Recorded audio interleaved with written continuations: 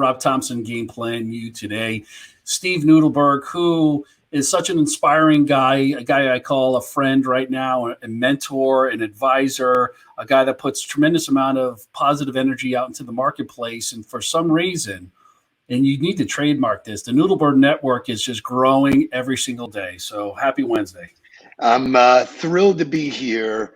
Obviously happy to share my network with people like you who add value every day. You know, the first day I met you, I knew I met somebody that I was going to be friends with for the rest of my life. You know, and I think people in business forget that that's the real value, not the transaction that may or may not happen. So where you focus is where the, you know, where the real goods are. And, you know, we've had some great conversations, some great times. I think we're co-authored in a book together. Am I correct? That's right. Yeah, we are that's in right. Standing Standing O. O. Right. Yeah. That's how much we know about it, right? What's the name of the book? So Standing O. You know, Scotty Mac. Thank you, Scotty Mac. Scotty Mac got us together on that one. Yeah. Yes, indeed. Yes, he did. So, you know, so I just consider myself really blessed because the tools that are available to me to maintain relationships at scale are incredible. Talk a little bit about you. You know, I mean, for those that don't know you, and I got to feel like there's not that many people that don't know you who live on LinkedIn. You know, you're just a serial entrepreneur, but you have an incredible story and really based upon, you know, everything you've done in the Miami market to build those relationships, because you're connected to people that I knew in college. Every time I turn around, it's crazy. Right? So it's like your network is so big. So talk about how you started off down there in that market in South Florida. So I'm fortunate that I grew up in an entrepreneurial family. We were upper middle class, which actually used to be a thing. It's no longer a thing. But so upper middle class was, we didn't have all the riches, but you know, I learned how to work hard. I learned that, you know, the people in my life, the people I hung out with were always going to be more valuable than anything. And so as a young guy, I learned about business, I learned about work ethic, and I learned about people. And so when I went to the University of Florida, you know, to me, it was all like one big popularity contest. Just wanted to know everybody. And I always asked out of curiosity, hey, you know, what's your story? Because I thought that was the best way for me to learn. And I did. I learned a ton. And that led me to business endeavors where my role has always been the guy that either could build a staff, grow revenue, and investors love a guy like that because I could give them real ideas of where the money would come from. There's so many great you know, innovations that come along, but where does the money come from? How do I get my investment back? And so, you know, just been really blessed. So talk about in Miami. You know, I know you were in the cell phone business for a while. You were sports marketing for a long time, and how did you build your foundation within business?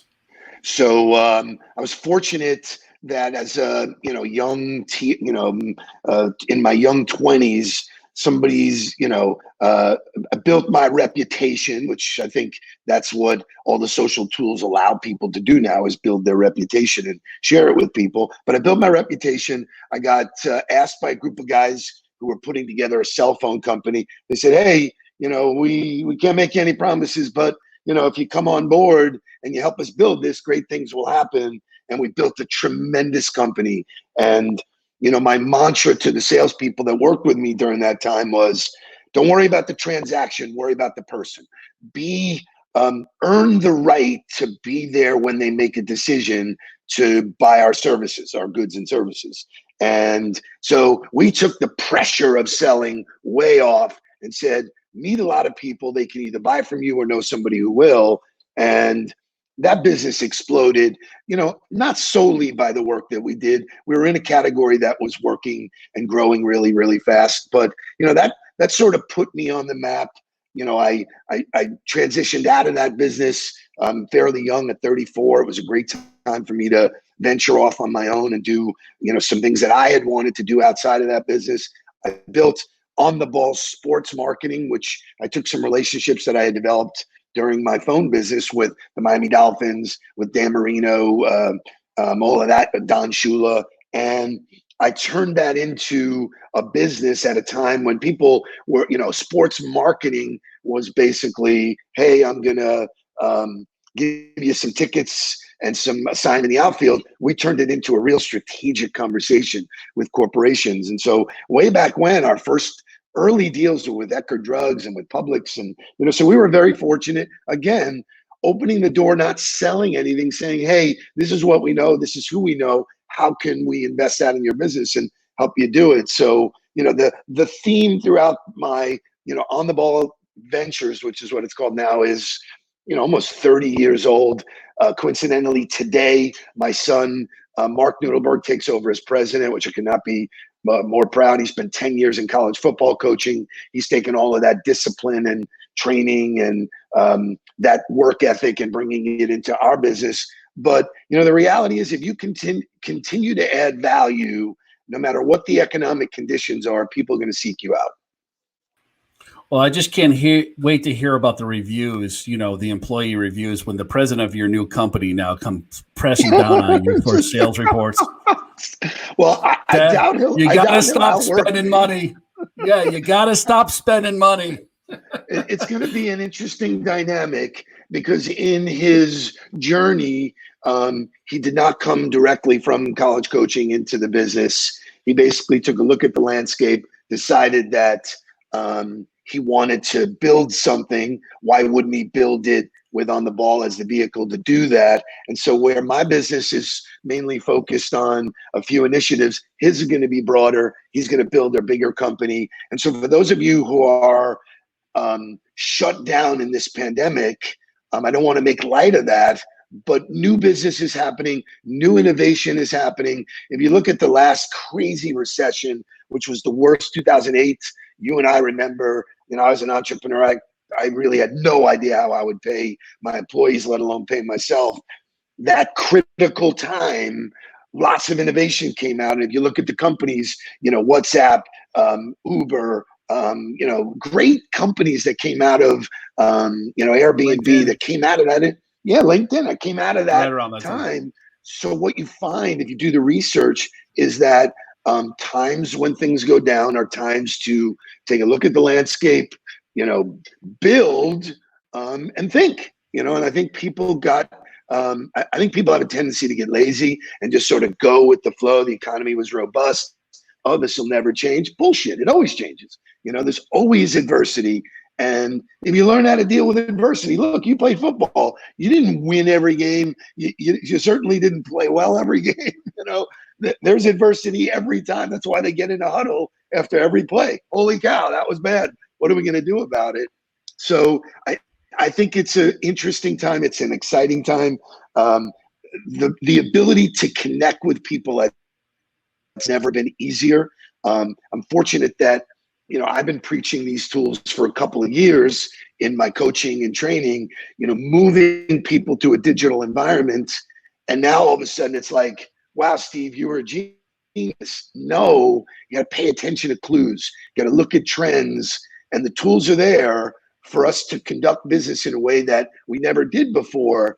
It's just different. And there's still the group of people who are resisting and saying, I'm not comfortable doing video. I'm not comfortable doing this, but the world will come out different on the other side. Lots of new, but it's I think it's a mindset thing. There was a book that I read years ago that changed my perspective. It's a book called Mindset by Carol Dweck. It's a 22-year-old study that she did while she was at Stanford. And what's completely crazy about it is that she talked about two things: a growth mindset or a fixed mindset. And that fixed mindset is usually installed in people at a young age. Oh, you're not good at math, Rob. Guess what? You grew up not to be good at math. Well, everybody who got great at something invested the time, the 10,000 hours to get better at it. And so you can be anything you want. The internet is the best tool ever developed. It's there. The time is there. go out and get and be whatever you want at any time you want. It's phenomenal. So talk about, and you're right, I didn't play well every game. There's definitely games where, I was waiting for that party Saturday night after the game. But or you partied the night before. Come on. Oh, well, we never did that. Well, maybe. In England, I did, though. In England, I did. Just one more. Just one more. In England, we definitely went out late night in some of our away games, and the coach used to tell us we had a curfew, and curfew 11 o'clock, and whenever we would go back to the hotel in that lobby, we'd roll in at 1. There was a coach, beer in hand, telling stories, people around him, just waiting for us every time. Never fails. But anyways, talk about your LinkedIn webinar that I was just. By the way, it was phenomenal.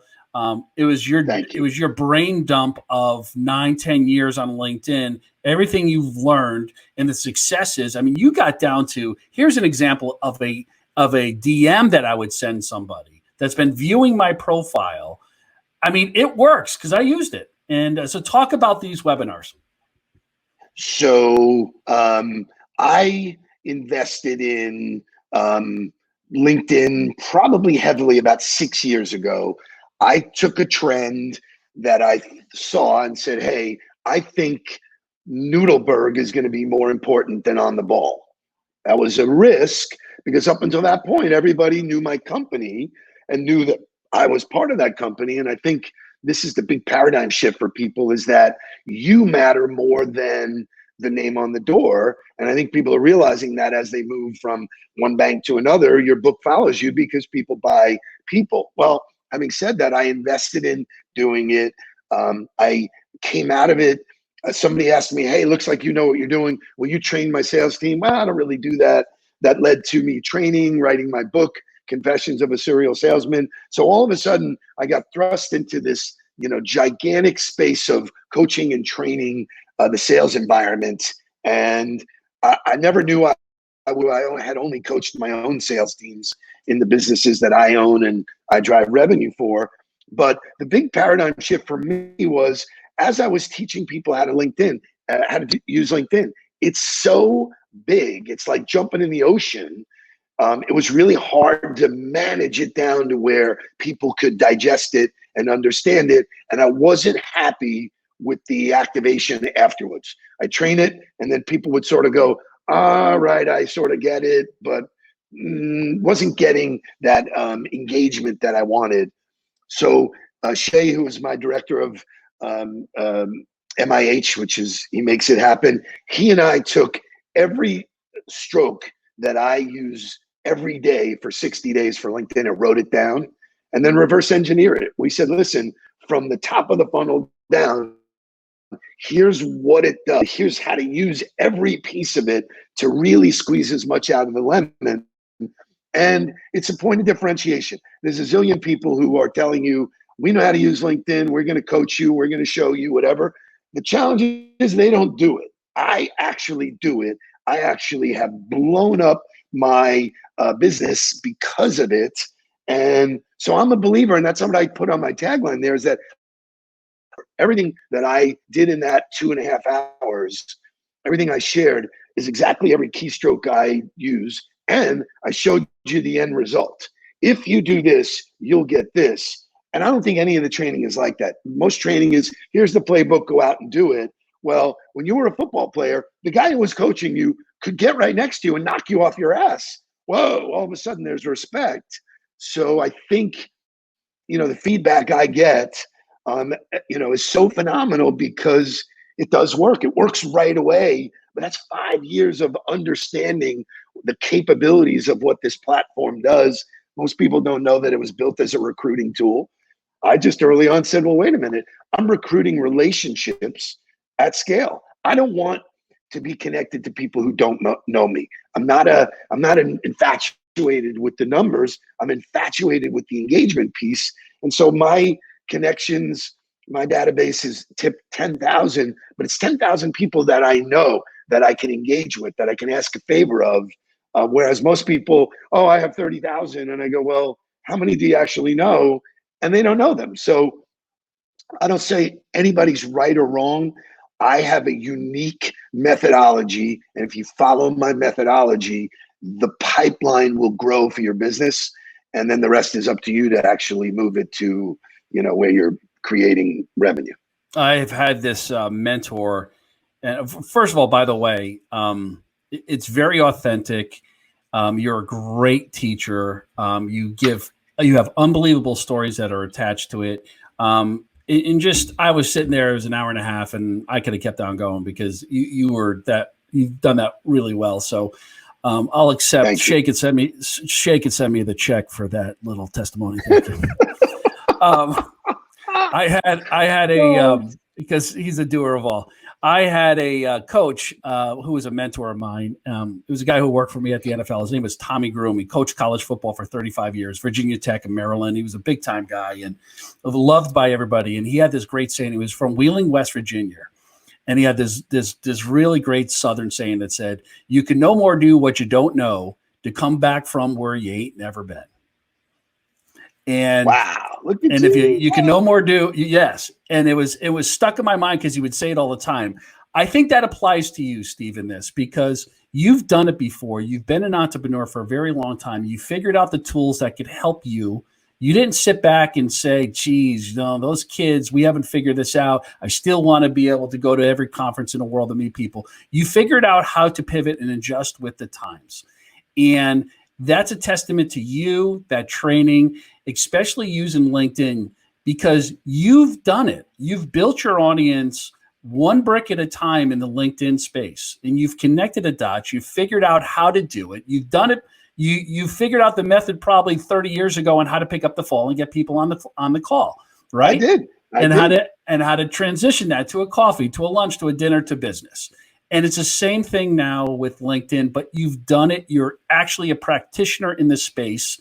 And to your point, there's not enough people who've actually put in the time, work, and ethic work that you have in that. And that's why I think it's phenomenal. So every college out there should have this as a course, right? That's really cool. I mean, Jake, my son, who's 22 and coaches at University of Florida, he is heavily investing this time in creating and managing his LinkedIn. But, the interesting thing about sales training in general, and this was a takeaway I had, I think, learning new stuff is always good. So it's hard for training to be bad.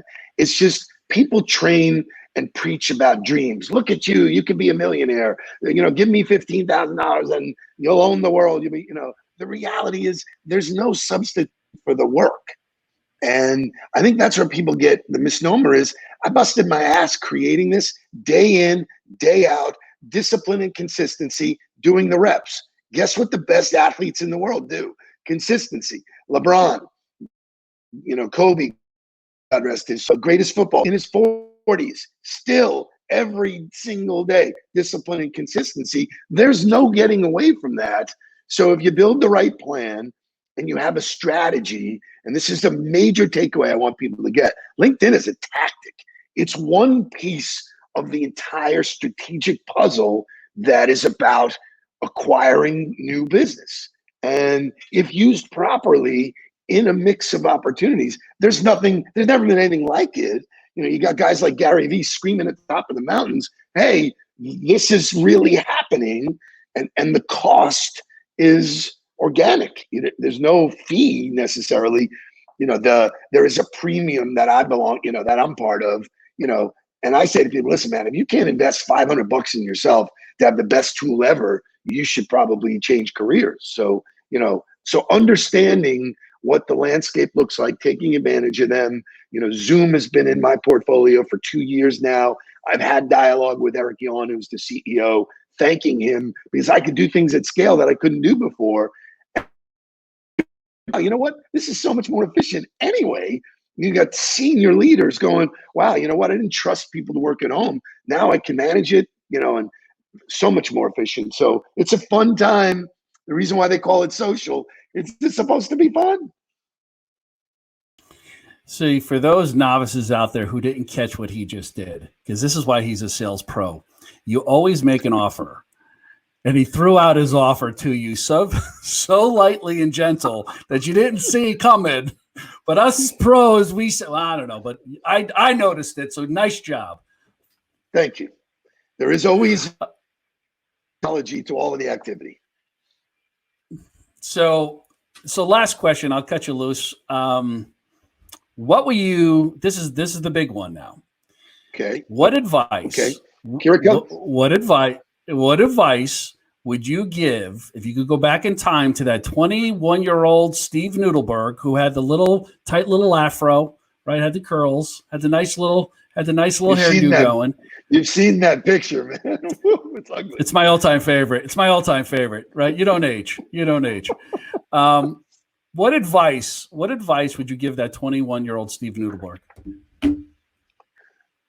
This may surprise people, but the advice I would give would be to be more genuine and authentic, because I'm in my early career where I was playing the role of a great salesperson, and that just sort of was grooming. That's how it was. Like, fake it till you make it was sort of the thing. And so I always acted as if, which is how I've morphed that conversation. When people say, well, should I fake it? No, act as if you were the president of the company, because you theoretically are the CEO of your own life. So act like that. That will inform you to make different decisions about what you eat, when you sleep, who you talk to, who you hang out with, what information you put in your body. But there was plenty of time in my early career where I was less than genuine. I was more into the transaction, more into the sale, more into the monthly numbers. And we were in a fast-paced business that blew up. The cellular phone business was fun. It was sexy. It was, with athletes and entertainers and, professionals. So if I could go back to look at that person, I would be more confident about saying no to the people that didn't fit in my world, that didn't align with me, and spend all of my time with the people who made me feel good, and vice versa. And you'll find out that there's plenty of those. And if you spend your time saying no to the ones that don't, you will have a very enriched life. If you do what you love, the money will follow always. People who have passion and energy, that's what people buy. And so my advice to that young self would have been, it took me too long to find out that it's okay to be me. It's okay that I don't love everybody. It's okay that, that I say no to people. It's okay. I say no to people a lot. And the more I say no, the more people want me. So I'm very selective, and I'm living my best life, and seeing my son come into the business and noticing the way he looked at me. He said, Dad, you are an unbelievable, inspirational leader. I'm so proud of that, because I don't think I was, or I drove my companies based on revenue, being a servant leader. So and I'm grateful. And, people like you come in my life, and it validates it. Well, thank you for saying that. And I agree the same. This is One Big Love Fest podcast. I can have to change the name, but I think, Steve, the level of person that you are, you gave such an incredible answer. That was the best answer I had, because I've asked this question a lot. And most people, it doesn't become about the faults that they've had. It becomes about, God, I wish I did, paid attention to, where my feet were. You're very honest about that. And that says everything that I need to know. And I've always felt from you intuitively. And I think we're all kind of feel that way in a lot of sense of things that we made mistakes on, feeling that we were the most important person back then, or, who the hell, I used to think who the hell I was working for the NFL. I thought no one gave a no one cared. No one cared. No one cared. Yeah, no one cared. You're right. No one cared. No one cares what kind of house you live in. It's like the best thing about old friends, the friends that you grow up with, they don't care what you do for a living. They don't care how much money you have. They just care about you, because they remember you when you were a schmuck, when you're 12, 13 years old, right? And the same thing. and that's those friendships. Stories are so real. Right. Those stories are so real and so genuine. It used to be, look at the car I bought and look how much I spent for it. Well, now the real winners are the ones who go, look at what I drive and I'm only spending X. because who gives a shit? It's a No car. one cares. It's like, no one cares. It's like, so I'm really invested in helping other people. My platform is impact. I've impacted so many lives of people who my daily huddle comes back to me every day and they go, thank you for just being a solid voice in the maze of all of this crap. There are no zeros that you could pay me to change that. Like, I'm that validation that like I'm really doing something that has legacy. And I'll leave you with this one thing. I wrote the book. People say, well, how long did it take you to write the book? I tell them 40 years because it's my life story. But somebody said to me, don't you want to leave a legacy for who you are and what you think? And how about for your grandson? Shouldn't he know what, And so I wrote the book. I could care less if anybody ever bought it. I wrote it to say, this is who I am. This is how I built my life and my career. And if it helps you, far out. And the feedback I get from like 11-year-olds or friends of mine, their kids are reading it, or 80-year-olds. It's a book for the masses. It's a book about, discipline and, rules of engagement. And so, it's, I was the guy in class that said, I'm betting whatever it takes that guy never writes a book. Maybe it was a hairdo that you had back then. Maybe it was a hairdo. I used to carry a pick too, man. Of course you did. Curly hair. Of course you did. Well, that's Steve Nudelberg over there. I'm Rob Thompson. Thanks for joining us, everybody. Hope you got something out of that. Thanks, Steve, for your time and for putting on that killer blazer that you have. You're a class act, sir. Thanks, everybody. We'll see you next time. Game Playing You today. Thanks for watching. Take care. Stay attention to this guy. He's a winner.